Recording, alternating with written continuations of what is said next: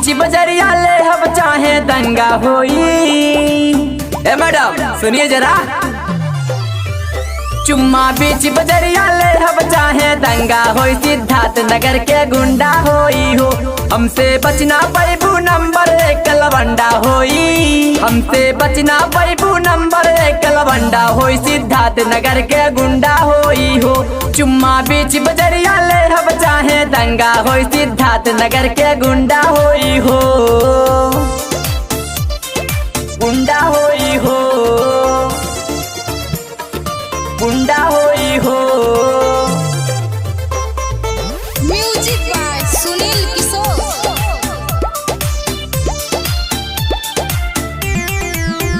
डोरी खोल के जे तू चलबू, मुस्की मार के जे राजरबू।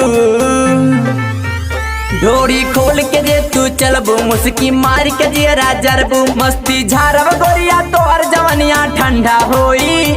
मस्ती झारब गोरिया तोहर जवनिया ठंडा होई। सिद्धार्थ नगर के गुंडा होई हो, चुम्मा बीच बजरिया ले हम चाहे दंगा होई। सिद्धार्थ नगर के गुंडा होई हो, गुंडा होई हो,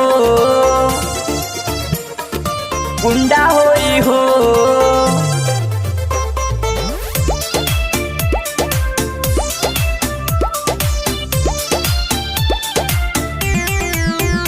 मैडम भाव न हमसे खाना, पूरा लूटब तोहर खजाना। मैडम भाव न हमसे खाना, पूरा लूटब तोहर खजाना। तू ता शहर के गोरी, हम ता गाँव के मुंडा होई। तू ता शहर के गोरी, हम ता गाँव के मुंडा होई। सिद्धार्थ नगर के गुंडा होई हो, चुम्मा बीच बजरिया ले हम चाहे दंगा होई। सिद्धार्थ नगर के गुंडा होई हो, गुंडा होई हो, गुंडा होई हो।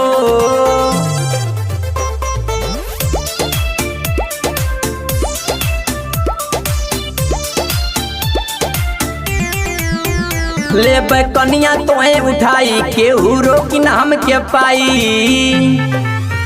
ले कनिया तोहे उठाई, केहू रोकी न हमके पाई। सुनील किशोर प्रदीप सांवरिया से पंगा होई। सुनील किशोर प्रदीप सांवरिया से पंगा होई। सिद्धार्थ नगर के गुंडा होई हो, चुम्मा बीच बजरिया ले हम चाहे दंगा होई। सिद्धार्थ नगर के गुंडा होई हो।